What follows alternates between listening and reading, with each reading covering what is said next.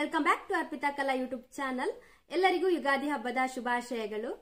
ನಾನಿವತ್ತು ಯುಗಾದಿ ಅಲ್ವಾ, ಹಾಗಾಗಿ ಟೆಂಪಲ್ಗೆ ಹೋಗುವ ಅಂತ ಇದ್ದೀನಿ. ಸೊ ನಾನು ಮತ್ತೆ ನನ್ನ ಫ್ರೆಂಡ್ ಹೋಗ್ತಾ ಇದ್ದೀವಿ.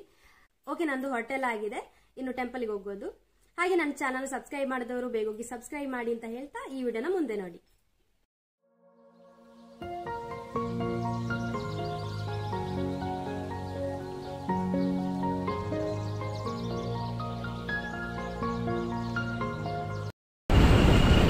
ಹನ್ನೆರಡುವರೆಗೆ ಪೂಜೆ ಇರೋದು. ನಾವೀಗ 12:25 ಆಯ್ತಾ ಅಂತ.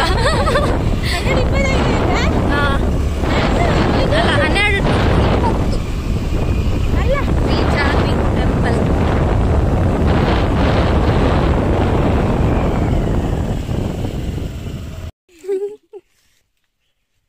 ಟೆಂಪಲ್ಗೆ ರೀಚ್ ಆದ್ವಿ.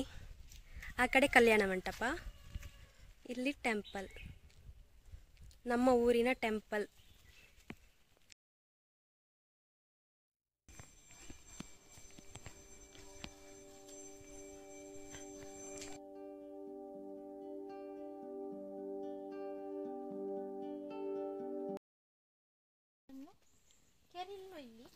ಎಂತ ಗೊತ್ತಿಲ್ಲ,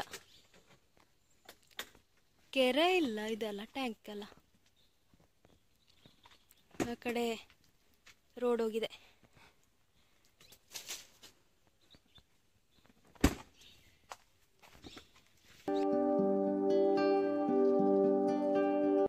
ಊಟ ಮಾಡುವ.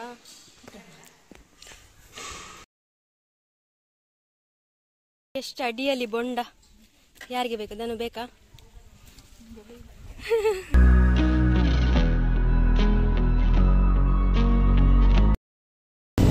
ಟೆಂಪಲ್ಗೆ ಹೋಗಿ ಊಟ ಎಲ್ಲ ಆಗಿ ಇವಾಗ ಹೋಗ್ತಾ ಇದ್ದೀವಿ ಮನೆಗೆ. ಸೊ ಬಿಸಿಲಂತೂ ತುಂಬ ಇದೆ, ಹೆವಿ ಬಿಸಿಲು, ಆಗ್ತಾ ಇಲ್ಲ.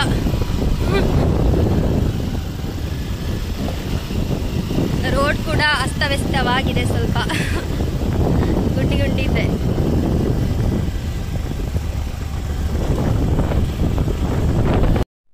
ಅದಾದ ನಂತರ ನಮ್ಮ ಮನೆಯಲ್ಲಿ ಬಾಳೆಕಾಯಿ ತಂದದಿತ್ತು. ಸೊ ಅದನ್ನ ಪೋಡಿ ಮಾಡುವ ಅಂತ ಈ ತರ ಕಟ್ ಮಾಡಿ ಇಟ್ಕೊಂಡಿದ್ದೀನಿ.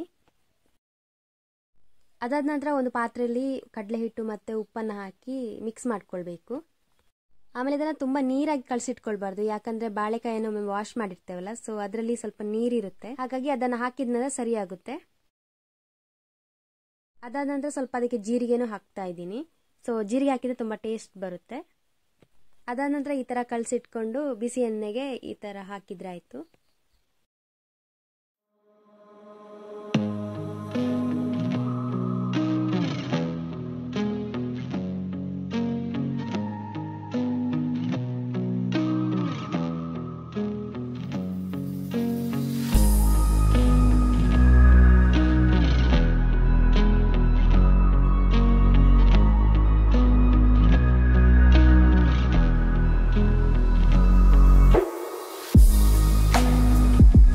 ಅದಾದ ನಂತರ ಯುಗಾದಿ ಅಲ್ಲ, ಸೊ ಅದಕ್ಕೋಸ್ಕರ ಸ್ವಲ್ಪ ಪಾಯಸನ ಮಾಡುವ ಅಂತ.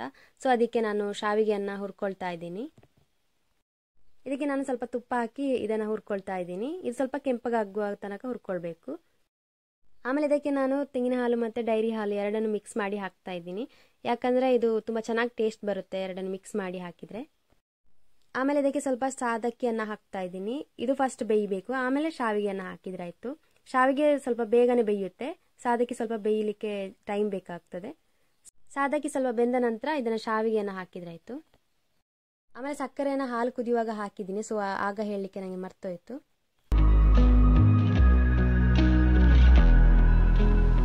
ಅದಾದ ನಂತರ ನಾನು ಸ್ವಲ್ಪ ಗೋಡಂಬಿ ಮತ್ತು ದ್ರಾಕ್ಷಿನ ಹುರ್ಕೊಳ್ತಾ ಇದ್ದೀನಿ.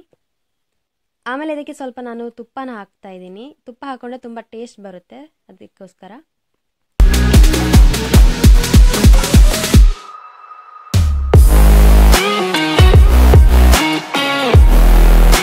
ಅದಾದ ನಂತರ ನಾನು ಹುರ್ಕೊಂಡಂತ ದ್ರಾಕ್ಷಿ ಗೋಡಂಬಿನ ಇದರ ಮೇಲೆ ಹಾಕ್ತಾ ಇದ್ದೀನಿ. ಆಮೇಲೆ ಸ್ವಲ್ಪ ಏಲಕ್ಕಿನೂ ಇದಕ್ಕೆ ಹಾಕ್ತಾ ಇದ್ದೀನಿ. ಎಸ್, ಇವಾಗ ಪಾಯಸ ರೆಡಿ ಆಗಿದೆ. ಟೈಮ್ ಇರಲಿಲ್ಲ, ಸ್ವಲ್ಪ ಬೇಗ ಬೇಗ ಪಾಯಸನ ಮಾಡಿದೆ. ಚೆನ್ನಾಗಿ ಬಂದಿತ್ತು, ಸ್ವೀಟ್ ಎಲ್ಲ ಕರೆಕ್ಟ್ ಆಗಿತ್ತು.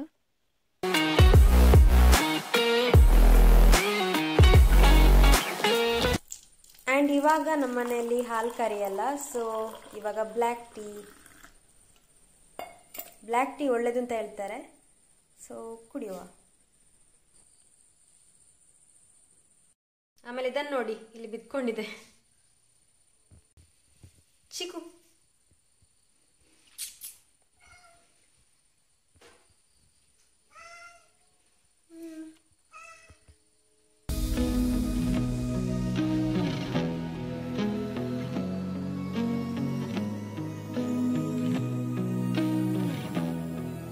ಆಮೇಲೆ ಇದು ನೋಡಿ, ಇದು ಜಮ್ನೇರಳೆ ಅಂತ ಇದಕ್ಕೆ ಹೇಳ್ತಾರೆ.